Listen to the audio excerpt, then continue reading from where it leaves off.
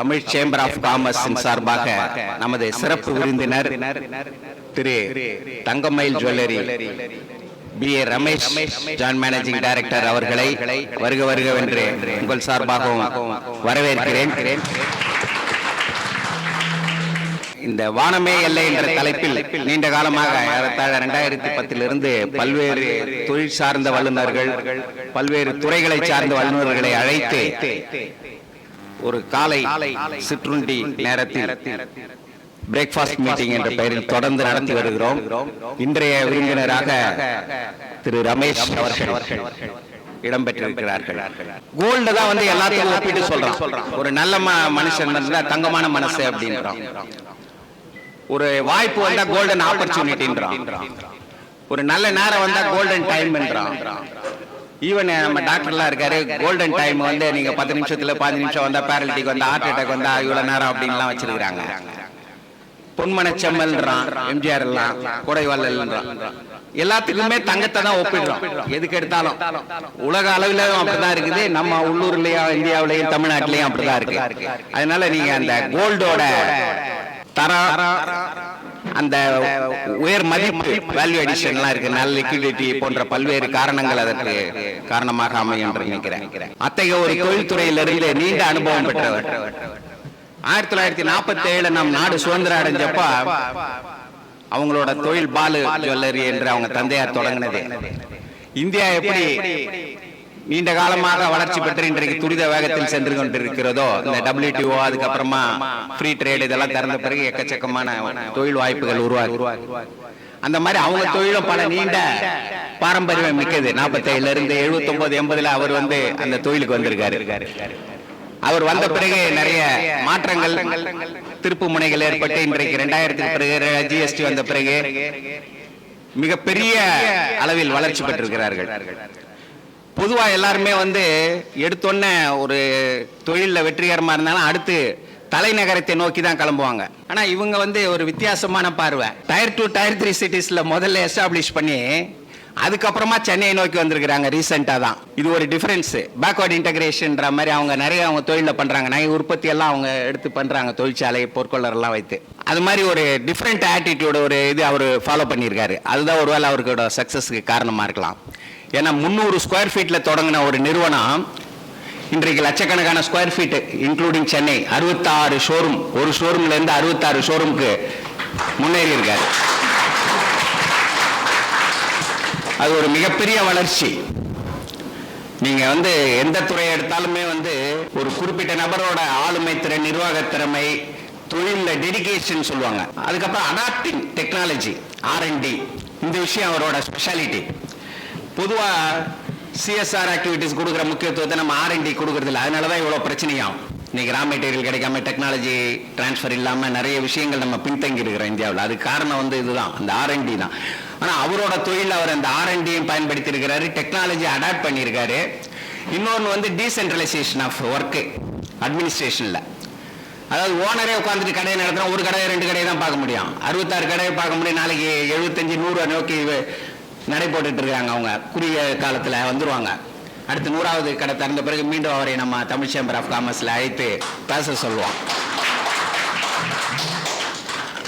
அந்த மாதிரி இருக்கும்போது இந்த ஒர்க் லோடெல்லாம் ஷேர் பண்ணி யாருக்கு என்னென்ன இது பண்ணணும், கிராஸ் ரூட் லெவல் வரைக்கும். அப்பதான் இந்த அட்மினிஸ்ட்ரேஷனை வந்து வாட்ச் பண்ண முடியும் ஒரே இடத்துல இருந்து. இப்ப நிறைய டெக்னாலஜிலாம் வந்த பிறகு நீங்க சென்ட்ரலைஸ்டு இதெல்லாம் நிறைய வந்துச்சு, அதெல்லாம் அவர் யூஸ் பண்றாரு. அது இல்லாம அவங்களோட குடும்ப வந்து ஜாயிண்ட் ஃபேமிலி, அது ஒரு பெரிய சிறப்பான விஷயம். நம்மளாம் கைத்தட்டி வரவேற்கணும். என்னன்னா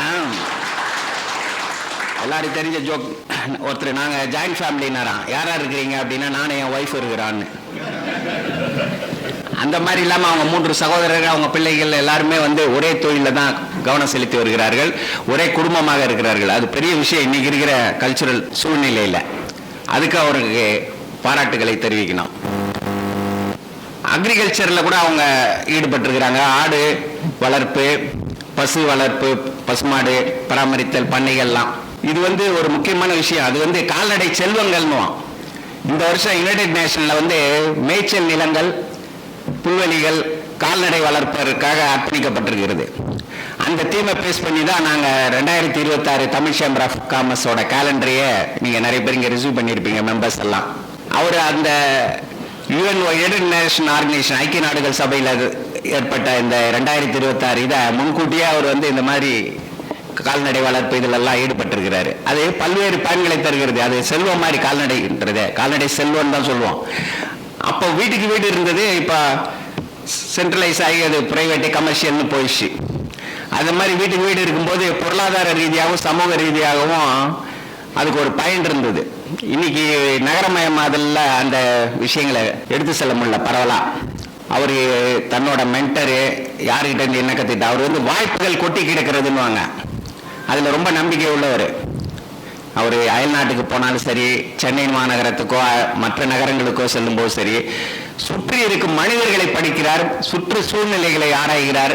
அதனால எங்க வாய்ப்பு இருக்குதுன்றதை அவர் வந்து அப்சர்வ் பண்றாரு. அது ஒரு பெரிய குவாலிட்டி. அது ஹாங்காங் ஷாங்காய் பேங்க், ஐசிஐ பேங்க்லாம் நம்ம போனால் லோன் கொடுக்குறாங்களா, எஃப்டி கொடுக்குறாங்களா, செக் பாஸ் அனுப்பிச்சா கேபிட்டலுக்கு எதுனா இது பண்ணுறாங்களான்றதான் பார்ப்போம். ஆனால் அவர் அவங்களோட பெஸ்ட் ப்ராக்டிஸ்லாம் பார்த்துட்டு வந்திருக்காரு. ஆப்பர்ச்சுனிட்டிஸ் ஆர் ஹேங்கிங்னு ஒரு ஸ்லோகன் இருந்த HSBCல அதை பார்த்துட்டு வந்து அவர் அதை ரொம்ப இன்ஸ்பயர் ஆகிருக்காரு. ராயல்ட்டிலாம் கொடுத்தாரு என்னன்னு தெரியல, ஆனால் அது மாதிரி அதுதான் பெஸ்ட். ஏன்னா அனுபவங்கள் அடிப்படையில் பெற இந்த தொழில் முன்னேற்றத்துக்கு உண்டான உத்திகள்லாம் வந்து ஈஸி. நாமளே போய் நாமளே கண்டு உணர்ந்து அதை பண்ணி இம்ப்ளிமெண்ட் பண்ணுறதுக்கு ரொம்ப லேட் ஆகும். அதனால மற்றவங்களோட அனுபவ பாடங்களை படிச்சுக்கிட்டு அதிலிருந்து நாம எடுத்துக்கிறது தான் பெரிய விஷயம். அதை அவர் வந்து கடைபிடிச்சிட்டு வர்றாரு பல வருஷங்களா.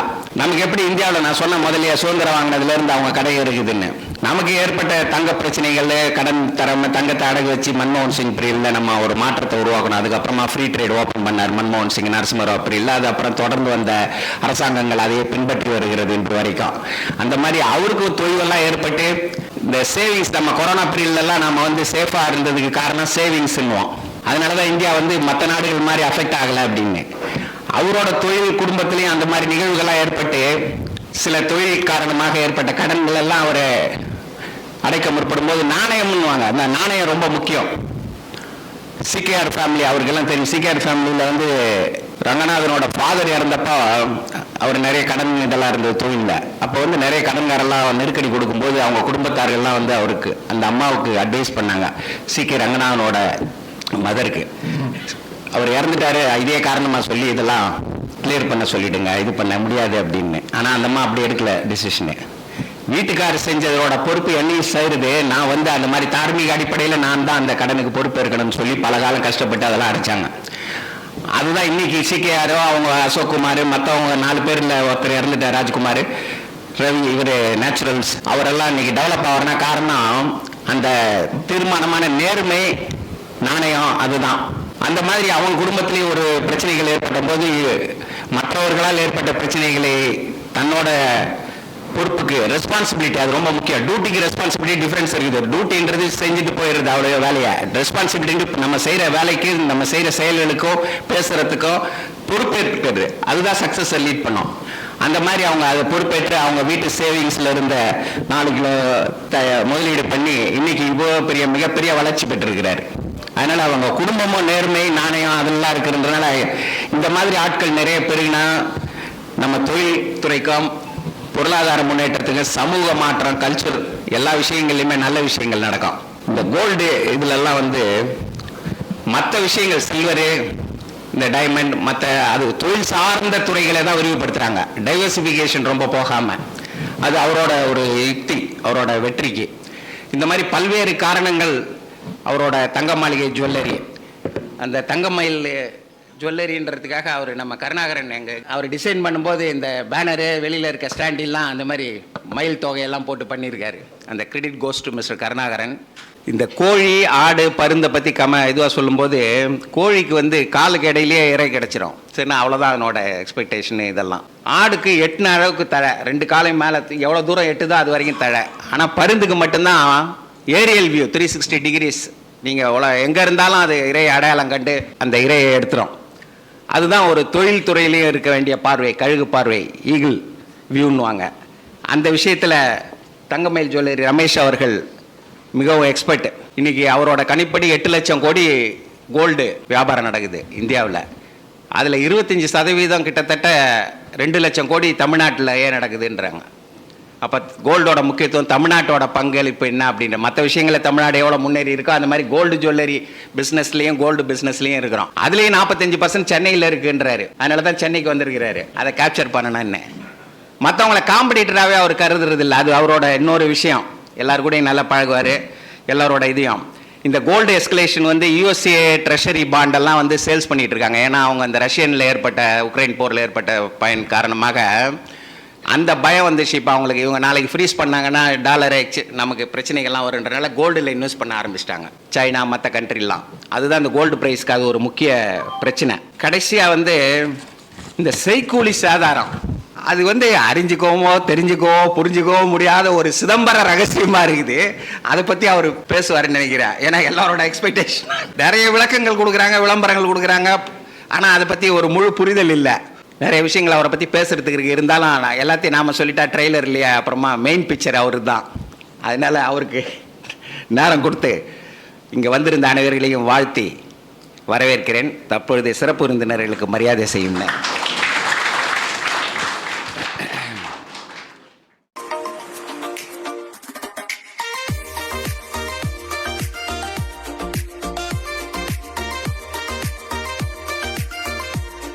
ஏறத்தாழ ஒரு 45 நிமிடத்திற்கு மேல் தன்னோட முழு வெற்றி கதையையும், தோல்வி படிக்கட்டுகளை கடந்து வந்ததையும், தன்னுடைய முன்னேற்றத்தையும் சாதனைகளையும் தெளிவாக தெளிவாக விளக்கியுள்ளார்.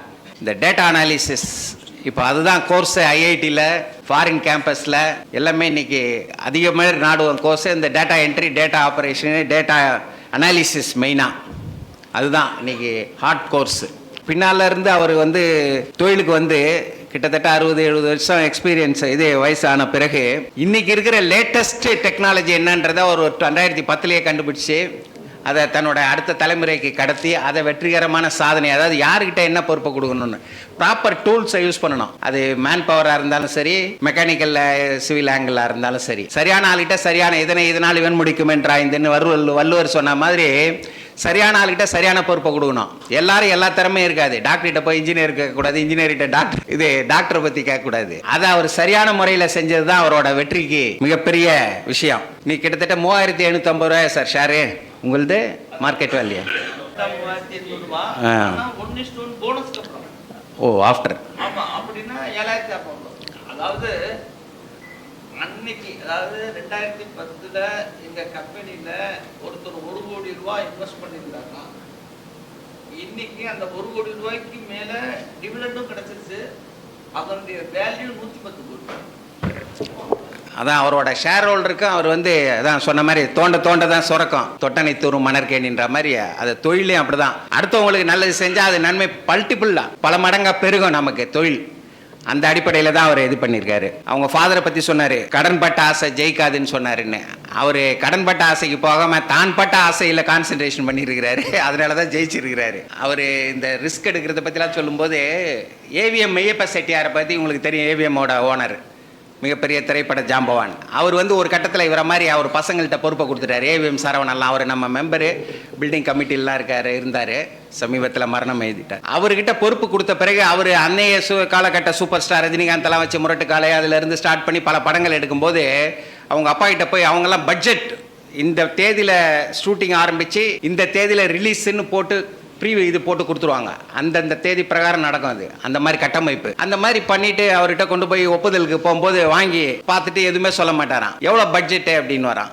அவர் 5 கோடி 2 கோடி 3 கோடி ஏதோ ஒரு அந்த நேரத்து இதை சொன்னோன்னே அப்படி கண்ணை முட்டு சரி சரி செய் அப்படின்ட்டு வரான். இது ஒரு பல படங்களுக்கு தொடர்ந்த பிறகு ஏவிஎம் சரவணனுக்கு ஒரு இது, நம்ம ஒவ்வொரு தடையும் கொண்டு போய் இதெல்லாம் சொல்கிறான். அவர் எல்லாத்தையும் பார்த்துட்டு எவ்வளோ பட்ஜெட்னு கேட்டு சரி ப்ரொசீட் பண்ணிட்டு போகிறாரு. ஒரே வார்த்தையில் ஒரு கமெண்ட்ஸ் இல்லை இந்த ஸ்டாரை போடாத, அந்த ஸ்டாரை போடு, இல்லை இந்த டேரக்டரை போடு, இந்த மியூசிக் டைரக்டர் எதுவுமே சஜஷன் பண்ண மாட்டேன்றாரு. இதை மட்டும் கேட்குறாரு தொடர்ந்துன்னு. ஒரு நாள் அவர்கிட்ட கேட்டார், நீங்கள் என்ன காரணம் அப்படின்னு. அப்போ அவர் சொன்னார், ஏவிஎம் மெய்யப்ப செட்டியார், ஒன்றும் இல்லை, இந்த படம் டோட்டல் லாஸ் ஆகி திருப்பி வந்துச்சு பெட்டி அப்படின்னா எவ்வளோ லாஸ்ன்றது எனக்கு தெரியணும். அந்த லாஸை ரிஸ்க் எடுக்கிற அளவுக்கு என்கிட்ட அசட்டு கெப்பாசிட்டி இருக்கான்றதை மட்டும்தான் நான் பார்ப்பேன், மற்றபடி வேறு எதையும் பார்க்கறது இல்லை. உங்கள்கிட்ட பொறுப்பை கொடுத்த பிறகு நீ தான் நிறைவேற்றணும் அப்படின்னு. அதுதான் அந்த ஸ்டோரி, அவரோட சக்ஸஸ் அது. அந்த மாதிரி பல விஷயங்கள் இன்னைக்கு ஷேர் ஹோல்டரோட மதிப்பு, கம்பெனியோட ஒட்டுமொத்த மதிப்பு, டேர்ன் ஓவர் எல்லாத்துலேயும் முன்னணியில் இருக்காரு.